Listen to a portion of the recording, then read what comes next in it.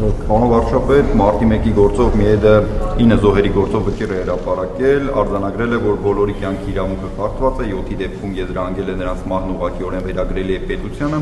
եւ առհասարակ բոլորի դեպքում պետությունը մինչեւ դատարանի հետ հաղորդակցության պահին կատարված քննությունը եղել է անարդյունավետ, ոչ անաչառ եւ անկախ։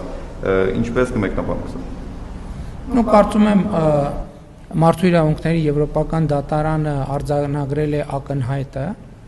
Ինչու ակնհայտը, որովհետև ես նախկինում էլ ասել եմ, որ ըստ էության մարտի 1-ի գործը բացահայտված է,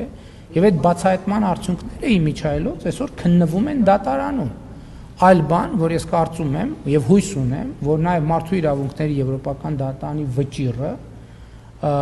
նոր խթան եւ նոր ազդակ կլինի մեր իրավապահների համար, որպեսզի նրանք ի վերջո գտնեն ձևը նախ արդյունավետ դատավարության եւ ապահովելու համար, որ մարտի 1-ի ոճրագործներից որևէ մեկը իրական, ոչ թե ձևական, այլ իրական պատասխանատվությունից չխուսափի։ Եվ ես կարծում եմ, որ Մարդու իրավունքների եվրոպական դատարանի որոշումը կամ վճիռը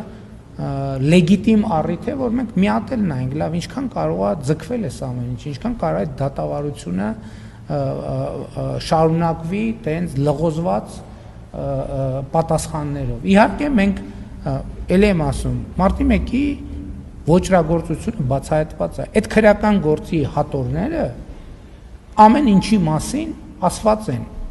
Ինչալուց ես չգիտեմ, այդ քրեական գործի նյութերը, որոնք հրապարակային են շատ վաղուց, հանրությանը հաղորդակցվել է, ինչա գրած այդտեղ,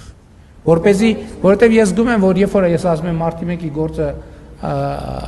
բացահայտված է, համենայն դեպս որոշ լրագրողներ տարակուսած հայացքով նայում են, ոնց է բացահայտված, այդպես այդ հատորներում, այլ բան, մեղավորները նրանք են, ովքեր դատարանում դատվում են, ովքեր են, պարզ չի ովքեր են,